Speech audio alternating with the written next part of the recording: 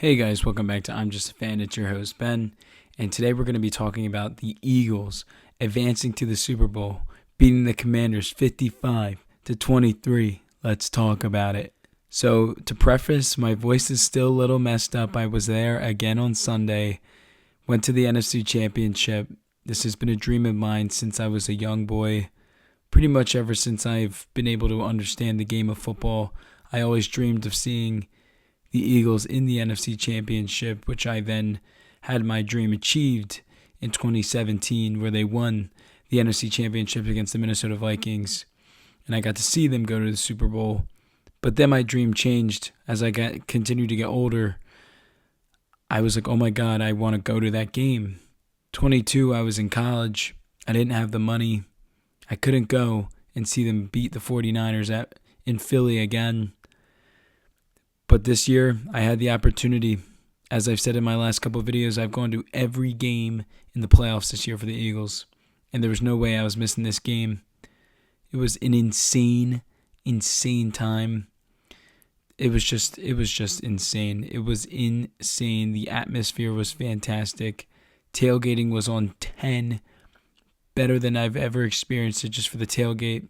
I went with a ton of friends as well. I had a blast. It was just perfect. It was perfect. The crowd lived up to all the hype. Everything was just how I would have wanted it to go. And I just loved it so much. It's by far one of the best days of my life. So first, let's talk about the offense. Overall, I thought the offense played phenomenal. I mean, there's really nothing you're going to hear me talk bad about. They put up 55 points in the NFC Championship. A team has never put up this many points in a conference championship game. Ever. I mean, they just killed them. They just absolutely killed the commies. Everyone was clicking. The commies have an 18 or 17 play drive, 7-minute drive to start the game. They only get 3 points. I was a tad nervous, but I was like, you know what? They took a 3 there. I'll take it. And you start off offense on the first play of offense, and you give it to 26. The best running back in the NFL. Arguably the best running back I've ever seen in my entire life. He breaks it to the house.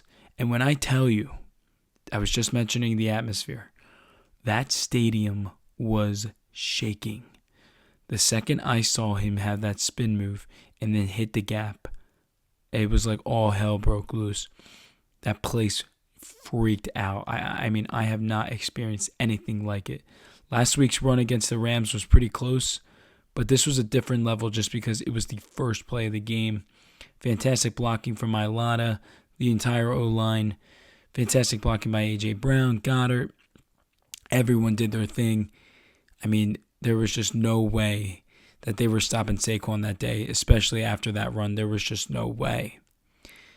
I thought Saquon had a really good game, and you didn't even need to give him the ball that much. He only had 15 carries for 118 yards and 3 touchdowns. He had 3 touchdowns. He had 2 touchdowns by the end of the first quarter. This is generational stuff you're seeing from this guy. I thought, of course, the offensive line played very good. You don't get a performance like that when they aren't doing their jobs. And I got to say, 2 guys I have an insane amount of respect for, even more. Landon Dickerson, trying to play on a bad knee, gets hurt in the middle of the game. Cam Jurgens, we didn't even know if he was going to play. And he gets in there because Dickerson gets hurt. I mean, these guys are doing it for the city. They're doing it for the team.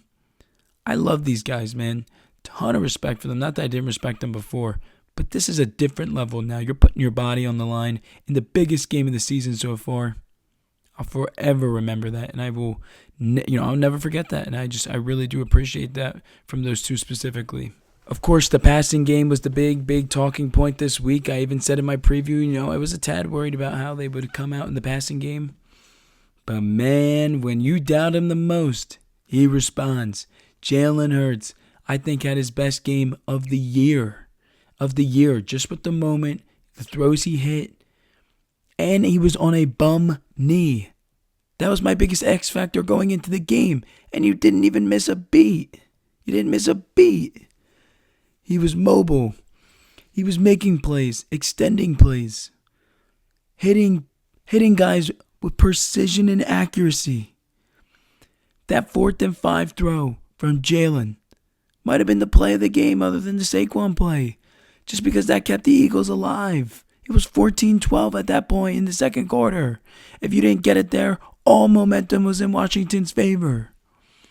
And he hits a beautiful ball to A.J. Brown. And, of course, A.J. got involved as well. I was worried because his knee's been hurting him the last couple of weeks. Boy, did he get active. He got his touchdown, and he was cooking Lattimore. Cooking him all night. Send his ass back to the DMV. Man, I loved everything I saw from this offense. Dallas Goedert again coming up with a big game. 7 catches for 85 yards. Devontae Smith with some big catches as well for 4 for 45. I know he didn't have a ton, but that boy been blocking all postseason. And he also drew the flag in the end zone, which could have really been a touchdown. Smitty, you know how much you mean to this team. I just thought everyone played phenomenal. Everyone did their job. Even Will freaking Shipley. Will Shipley. Oh my God. I mean, it was by far the team's best performance on offense all season. They had 7 rushing touchdowns. 7. That is insane. I can't say enough about this team, man. They're so damn good. They're phenomenal. Now let's talk about the defense. Again, the defense did their job. Right after Barkley scores, I think it was 4 or 5 plays later, bam! Forced fumble by Mr. Zach Bond. Knocking the ball out, recovered by Reed. The stadium was bouncing. That's how you knew it was going to be a long night for the commies. You get a turnover there. I think you had 3 sacks that game as well. Burks had a sack. Smith had a sack. JD had a sack. I mean, everyone was just doing their job. There was pretty much no run game as well for the Commanders. Yes, Daniels beat you with a few plays with his legs, but there was no big plays really for the commies. I thought there was a little bit of pushback on that defense, specifically in the second quarter. A little bit of bad tackling on that Scary Terry touchdown, but other than that, those guys really locked it up. I thought Quinion played a phenomenal game. DeJean had a good game. Bond had a great game. And again, just the fumbles, man. Burks forced another fumble. Like, are you kidding me? Quinion also with the pick. And I'm going to say this about Burks. This man's been playing phenomenal. A special teamer all year. Occasionally came in on the defense. Man, when I saw Nakobe Dean go down, I was worried. Because I was like, wow, the Eagles are really healthy coming into this playoff run. And this is no slight to Nakobe Dean because we all know what Nakobe Dean means to this team. But man, Burks has made you feel like you haven't even missed a beat. Dude, he's made plays in every single game. Forced fumble in the Packer game. He had a big sack last week against Stafford. I think he had a sack this week. And he had the forced fumble minimum, I know. He's played phenomenal. I can't say enough about him. And I can't say enough about this defense. Vic Fangio, thank you. You have transformed this defense. This was one of the worst defenses in the league last year. And he has completely transformed it. Now, of course, there were some player personnel things as well. But man, oh man. Like, this is the best Eagles defense I've ever seen in my life. This is better than the 22 defense. This is better than the 17 defense. I wasn't around. I was a young kid. I was 2 years old when that team went to the Super Bowl. It's better than that defense. This team is just insane, man. They're insane. And that's why I'm trying to appreciate every moment, appreciate every week. Because this team is insane. You don't get a team like this all the time. This team is so freaking talented. I just love it as a fan. I really do. Special teams, I thought we did an overall good job other than Elliott missing the 1 field goal. But of course, it didn't matter in the grand scheme of things. But he's got to get that cleaned up. Come on, man. It's been every week. It was something. But I still feel like Jake has made some big kicks in the postseason, so I'm not going to kill him. But he is a little scary for me past 50 yards. But, man, like I said on special teams, Shipley, he had a decent return to get the game going. And then he had the forced fumble. I mean, just people were making plays. Overall, there was no real weaknesses on special teams. So I got to give them a great game as well. I mean, it was just the overall one of the best games I've ever seen this team play in my life. Now, I know I already raved about him earlier, but I got to do it again. Jalen Hurts, stepping up in the biggest moments. I feel like whenever people doubt him, he steps up. The national media killing him all week, saying he's worse than Jaden Daniels, saying he's the worst quarterback left in the playoffs. And I understand the criticism. I do. But all this guy does is win. He's going to his second Super Bowl in 3 years. He outplayed Mahomes in the Super Bowl 2 years ago. This guy does what he does. And I'm done with all the talking after this. I understand he's not the sexiest quarterback ever. He isn't going to sling it for 350. But this guy protects the football, and he makes winning plays, whether it's his legs, on a banged-up knee, or he takes his checkdowns. He doesn't care. He doesn't care about stats. He cares about wins. And that's what matters to me, and that's what matters to this city and to this organization. Next, Nick Sirianni. Oh boy, do I have to eat some crow. Nick, I originally did like you. I did.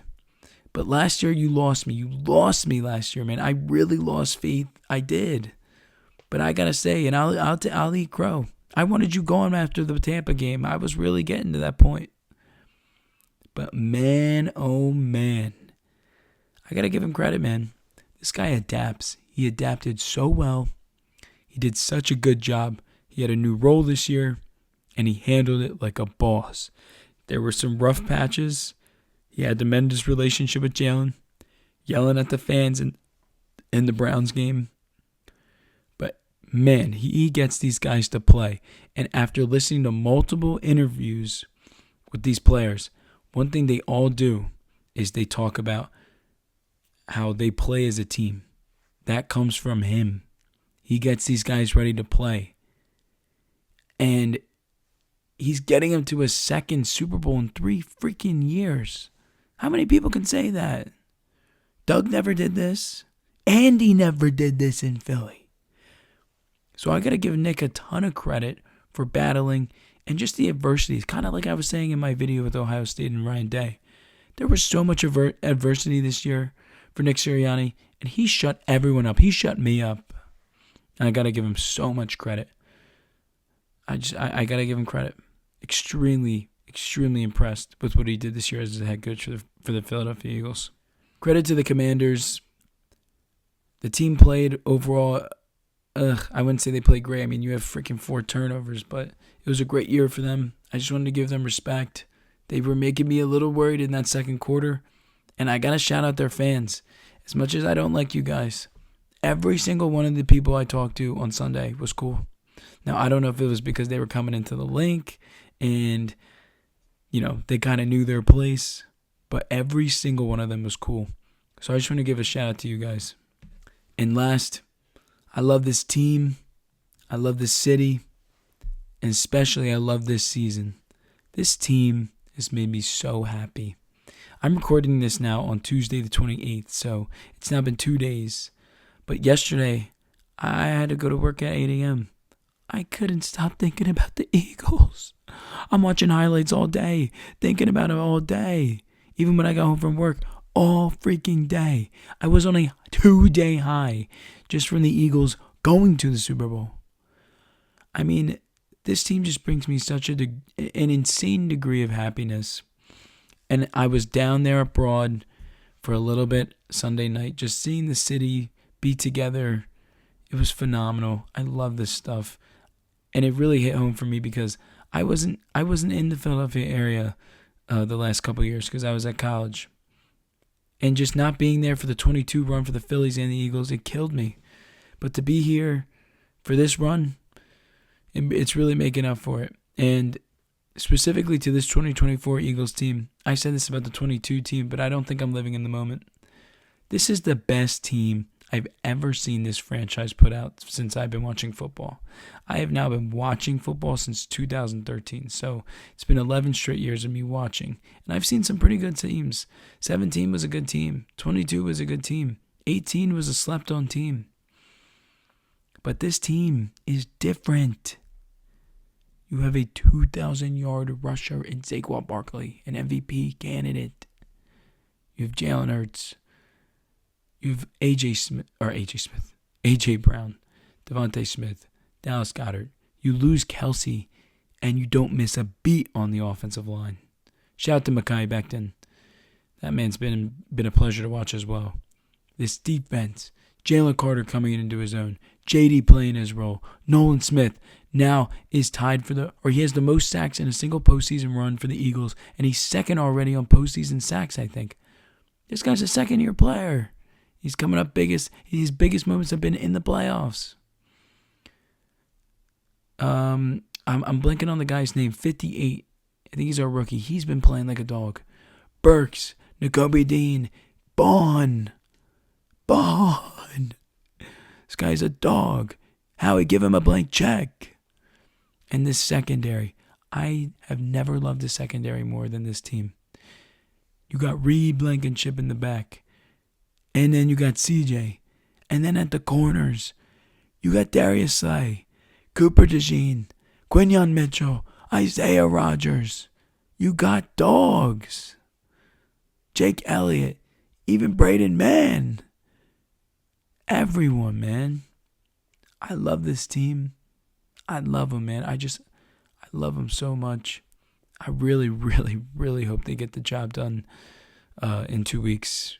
Because, man, oh, man, would it be the ultimate redemption story.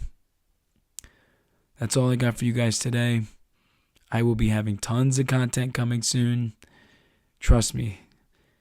And I just remembered, I didn't really talk about it, but I'm going to make a video on it. Howie Roseman, I'm never doubting you again. Never again. And I'll elaborate that more on my next video or whenever I make that video. It's going to be before the Super Bowl. Shout out to you, Howie, is one of, if not the arguably the best offseason you've ever had. But yeah, that's all I have for today. I love this team. I love this city. Let's get it done in 2 weeks. I'll have plenty of content out soon. If you enjoy this video, feel free to give it a like. Feel free to subscribe if you like this type of content. Comment down below. And thank you so much for the support the last couple of videos. You guys are making my day with this stuff. So let's keep building on it. I love you guys. Peace.